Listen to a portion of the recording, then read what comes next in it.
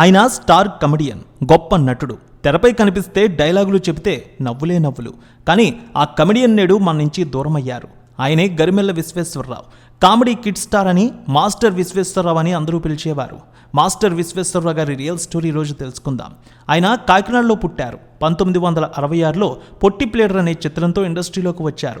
అప్పటి నుంచి సినిమా ఇండస్ట్రీలోనే కొనసాగుతూ వచ్చారు ఆయన. నాటకాలంటే చిన్నప్పటి నుంచి ఇష్టం. అలా నాటక రంగం నుంచి సినీ ఇండస్ట్రీలోకి వచ్చారు ప్రయత్నాలు చేసి. బాలనటుడిగా అవకాశాలు రావడంతో అలా సుమారు అద్భుతమైనటువంటి చిత్రాల్లో నటించారు.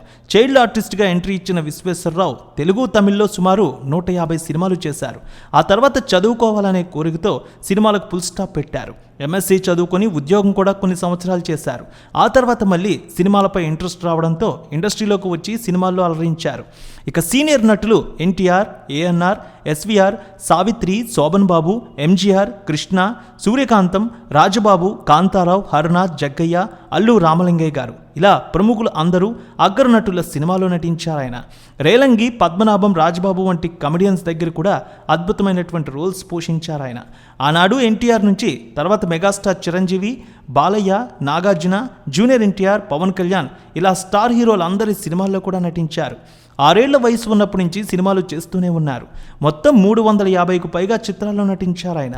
ఆమె కథ, ముఠామేస్త్రి, బిగ్ బాస్, ప్రెసిడెంట్ గారి పెళ్ళాం, ఆయనకిద్దరు, అక్కడ అమ్మాయి ఇక్కడ అబ్బాయి, మెకానిక్ అల్లుడు, శివాజీ, ఇలా పలు చిత్రాలు పేరు తెచ్చిపెట్టాయి.